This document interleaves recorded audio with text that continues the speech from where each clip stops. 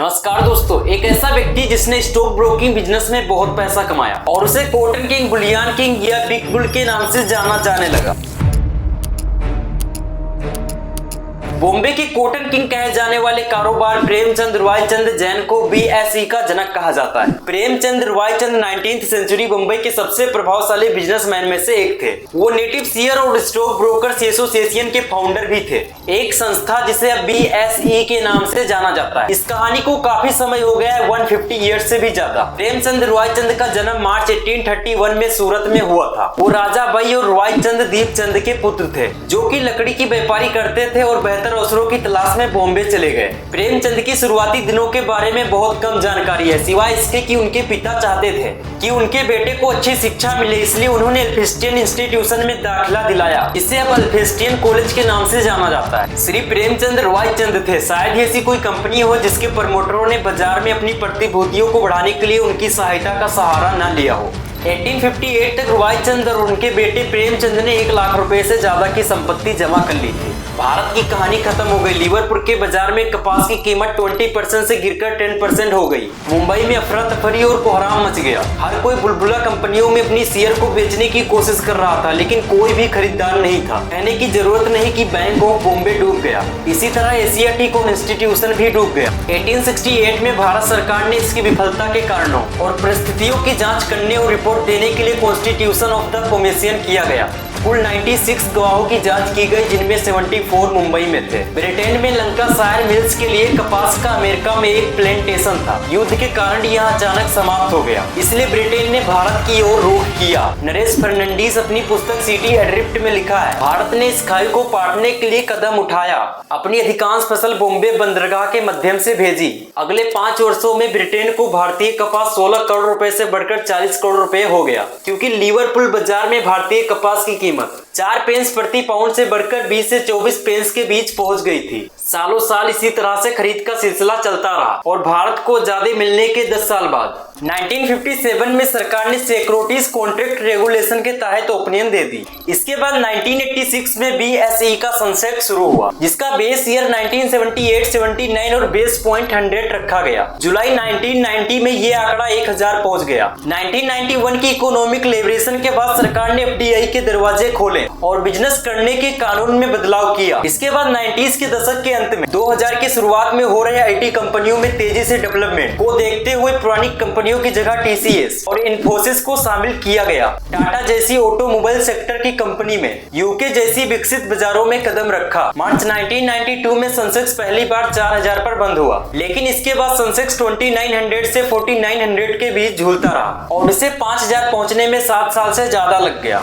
साल 2013 में BSE Sensex ने पलटी मारी और 18 जनवरी 2013 को सेंसेक्स फिर से 20,039.4 पर बंद हुआ और 2014 में नरेंद्र मोदी की सरकार बनी। शेयर बाजार ने भी मोदी सरकार की जमकर स्वागत किया। 16 मई 2014 तक सेंसेक्स 25,364 के स्तर तक पहुंच गया था। इसके बाद सेंसेक्स को 25 से 30,000 तक पहुंचने में 3 साल का समय लगा था। फिर 30 अक्टूबर 2019 को सेंसेक्स 40,000 पर बंद हुआ। फॉरेनर और डोमेस्टिक इन्वेस्टर्स के दम पर सेंसेक्स ने करीब 1 साल में 40 से 45,000 तक का सफर तय कर लिया। 4 दिसंबर 2020 को सेंसेक्स 45,007 पर बंद हुआ। इसके करीब 1.5 महीने बाद सेंसेक्स ने 21 जनवरी 2021 को नया रिकॉर्ड बनाते हुए 50,000 का आंकड़ा पार कर लिया। आशीष चौहान ने कहा कि बीएसई अपनी स्थापना के बाद पिछले 146 सालों से भारत में इन्वेस्टमेंट और वेल्थ क्रिएशन के लिए काम कर रहा है। बीएसई की सफलता की कोशिश 7.2 करोड़ से ज्यादा निवेशक खाते, 4700 से ज्यादा रजिस्टर्ड कंपनियां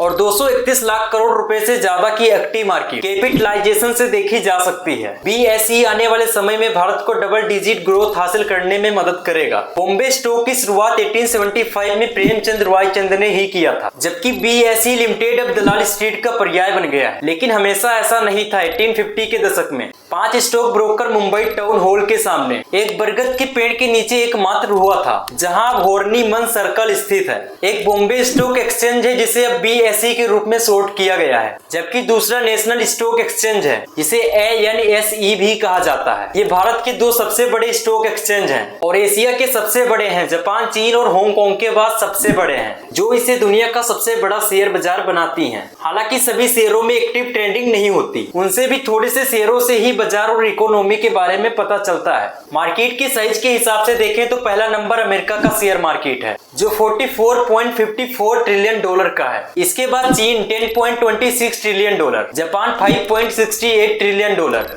हांगकांग 5.14 ट्रिलियन डॉलर और भारत 3.32 ट्रिलियन डॉलर का नाम शामिल है। National stock exchange of India देश का की फाइनेंशियल एक्सचेंज है जिसका द हेडक्वार्टर्स मुंबई में है। शेयर बाजार एक ऐसा बाजार है जहां कंपनियों के शेयर खरीदे बेचे जा सकते हैं। कम समय में ज्यादा पैसा बनाने के लिए शेयर मार्केट को काफी अच्छा माना जाता है, लेकिन इस मार्केट को जोखिम भरा भी माना जाता है। इसमें जितना जल्दी पैसा बढ़ता है उतनी ही जल्दी पैसे डूबने का भी डर रहता है, इसलिए पैसे लगाने से पहले मार्केट को अच्छे से समझना जरूरी है। शेयर मार्केट में जितना चाहो उतने पैसों से शुरू कर सकते हो, पर अगर आप नए हो तो आपको 100 रुपीज से शुरू करना चाहिए, पर अगर आप ट्रेडिंग करते हो तो आपको 500 से शुरू करना चाहिए। अगर सबसे ज्यादा रिटर्न देने वाले शेयर की बात करें तो आईटी सेक्टर की ही कंपनियां हैं, जिनमें TCS, Infosys, Wipro, L&T, infotech, Infosys जैसी बढ़िया कंपनी शामिल है। अगर भविष्य 2030 में बढ़ने वाले शेयर की बात करें तो आईटी सेक्टर का नाम जरूर से आता है, क्योंकि यहाँ पर एक ऐसा सेक्टर है जो भविष्य की टेक्नोलॉजी से हमेशा अपडेट रहता है। जब आप शेयर खरीद लेते हो तो धोखेबाज अपने शेयर बेच देते हैं और स्टॉक को गिरा देते हैं, इससे पैसा डूब जाता है। किसी भी शेयर के बारे में तमाम खबरें आती जाती हैं।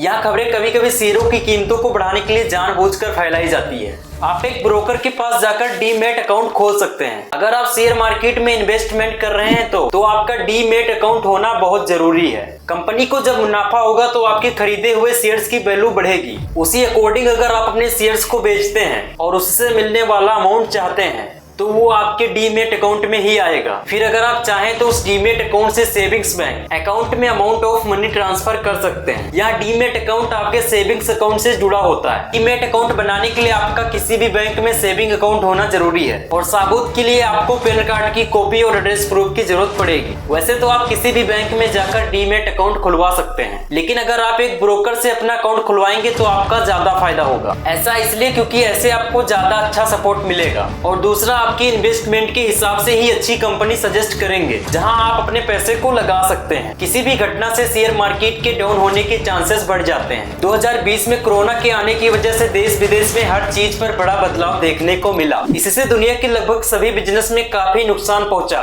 ऐसे में लोग शॉर्ट टाइम अर्निंग करने के लिए अपने स्टॉक को बेच देते हैं। इससे शेयर मार्केट डाउन हो जाती है और बड़ा उतार चढ़ाव देखने को मिलता है। फॉरेन इंस्टीट्यूशनल इन्वेस्टर्स इस ग्लोबल रिस्क के दौरान मुख्य तौर पर एक्सचेंज ट्रेडिंग फंड ETF के द्वारा बिक्री की जाती है। इसकी वजह से शेयर मार्केट में काफी ज्यादा गिरावट देखने को मिलती है। आंकड़ों के अकॉर्डिंग मार्च 2021 में कोरोना काल के चलते लगभग 25,000 करोड़ के स्टॉक्स को भय के कारण बेच दिया गया था। अगर कोई कंपनी लिस्टिंग एग्रीमेंट शर्त का पालन नहीं करती तो उसे securities and exchange of India SEBI BSE NSE से डिलिस्ट कर देती है। किसी कंपनी के ऑर्डर मिलने या छीन जाने, प्रॉफिट बढ़ने घटने जैसे जानकारियों के आधार पर उस कंपनी का एवेल्यूएशन होता है। लिस्टेड कंपनी रोज कारोबार करती है और इसकी वजह से रोज कुछ न कुछ बदलाव देखने को मिलता है। नेशनल स्टॉक एक्सचेंज निफ्टी और 50 दो शब्दों से मिलकर बना है। इसको निफ्टी भी कहते हैं और 50 भी कहा जाता है। Nifty national exchange of India का एक इंपॉर्टेंट बेंचमार्क है। यहाँ NSE में लिस्टेड 50 जनरल शेयर्स का इंडेक्स होता है जो मुख्य रूप से निफ्टी देश के 50 कंपनियों के शेयरों पर नजर रखता है और इसमें सिर्फ वही 50 कंपनियों के शेयरों को देखा जा सकता है जो लिस्टेड होती हैं। इसमें करियर बनाने के लिए स्टॉक ब्रोकर,